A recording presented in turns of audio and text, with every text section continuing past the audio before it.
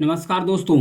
दिल्ली और दिल्ली एनसीआर में pollution level इतना बढ़ गया है कि जानलेवा और खतरनाक साबित होते जा रहा है। यदि आप दिल्ली के बाहर हैं तो प्लीज़ आप दिल्ली न जाएं।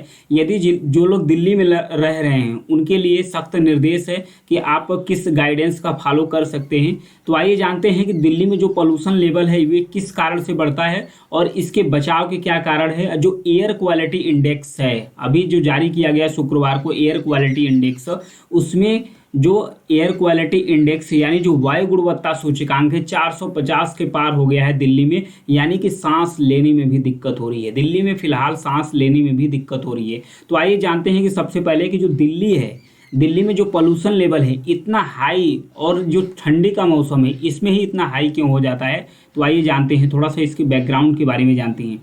यहाँ पर देखिए ये मैप है, ये है दिल्ली, ये है दिल्ली, और दिल्ली एनसीआर में ये है हरियाणा और राजस्थान और पश्चिमी उत्तर प्रदेश के कुछ जिलों को मिलाकर बनता है दिल्ली एनसीआर, यानी कि नेशनल कैपिटल रीजन्स। इसके बगल में, हरियाणा के बगल में ही सटा है पंजाब। पंजाब, हरियाणा और कुछ जिले राजस्थान के हैं, और पश्चिमी उत्तर प्रदेश में। इन 3-4 राज्यों में अभी के समय जो पराली होते हैं, जो पराली यानी कि जो धान की खेती होती है, तो धान की खेती जब की जाती है इन 3 राज्यों में, तो जब गेहूं की जो बुआई है उसका सीजन नज़दीक आ जाता है तो पराली को ये लोग करते क्या है, कटाई के अलावा इसको जलाना शुरू कर देते हैं। तो जब जलाना शुरू कर देते हैं तो पश्चिमी यूपी, हरियाणा, पंजाब में जब पराली को जलाना शुरू कर देते हैं तो जो पोल्यूशन लेवल है ये उड़कर आता है दिल्ली एनसीआर में।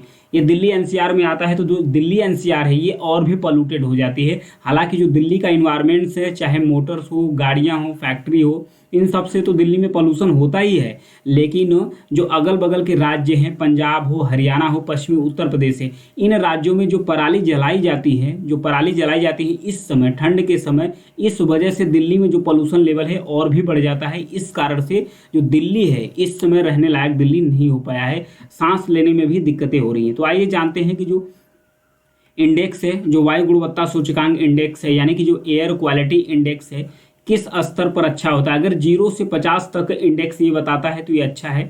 अगर 51 से 100 तक है तो संतोषजनक है, और 101 से 200 तक है तो मीडियम है। फिर उसके बाद 201 से 300 तक है तो फिर जो वायु गुणवत्ता है वहीं से खराब होना शुरू कर देती है। 201 से 300 के बीच में ही खराब होना शुरू कर देती है। फिर 301 से 400 के बीच में बेहद ही खराब होती है। 401 से 500 के बीच में गंभीर और खतरनाक स्तर पर जो वायु पोल्यूशन है वो पहुंच जाता है। तो यही 450 है, 450 यानी कि 401 से 500 के बीच में अभी दिल्ली का जो एयर क्वालिटी इंडेक्स है 450 के पार पहुंच चुका है। यानी जो दिल्ली का जो पोल्यूशन लेवल है वो गंभीर और खतरनाक पहुंच गया है। तो इसलिए कहा जा रहा है कि जो लोग दिल्ली में हैं वो सावधानी से घर से बाहर ना निकले, और उसके बाद जो लोग दिल्ली के बाहर हैं वो प्लीज इस समय तो दिल्ली नहीं जाए।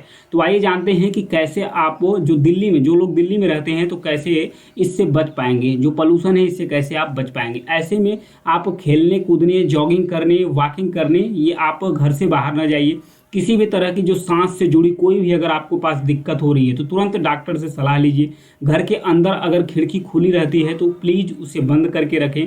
अगर आपके पास ऐसा एसी जो बाहर से हवा खींचता है, उस एसी का इस्तेमाल करना बंद कर दीजिए। अगरबत्ती, मोमबत्ती या किसी तरह की लकड़ी न जलाएं प्लीज़, जिससे पोल्यूशन लेवल और भी बढ़ता है। अगर आप इस तरह का इस्तेमाल करते हैं तो पोल्यूशन जो होता है वो और बढ़ेगा। घर पे जो वैक्यूम क्लीनिंग है उसका इस्तेमाल न करें। हमेशा धूल साफ करके लिए पोछे इस्तेमाल करें। धूल से बचने के लिए कोई भी मास्क आपका सहायक नहीं हो पाएगा, केवल N95 या फिर P100 मास्क का ही इस्तेमाल करें, क्योंकि जो सबसे सूक्ष्म कण होते हैं इससे लड़ने की क्षमता सिर्फ जो N95 मास्क होता है और P100 मास्क होता है इसी के पास है। तो ये था वायु गुणवत्ता सूचकांक के बारे में, किस तरह से दिल्ली की जो आबो हवा है वो बिगड़ चुकी है। तो ये था इसके बारे में। ये अगर जानकारी पसंद आती है तो चैनल को सब्सक्राइब कीजिएगा, लाइक और शेयर करते रहिए। Thank you.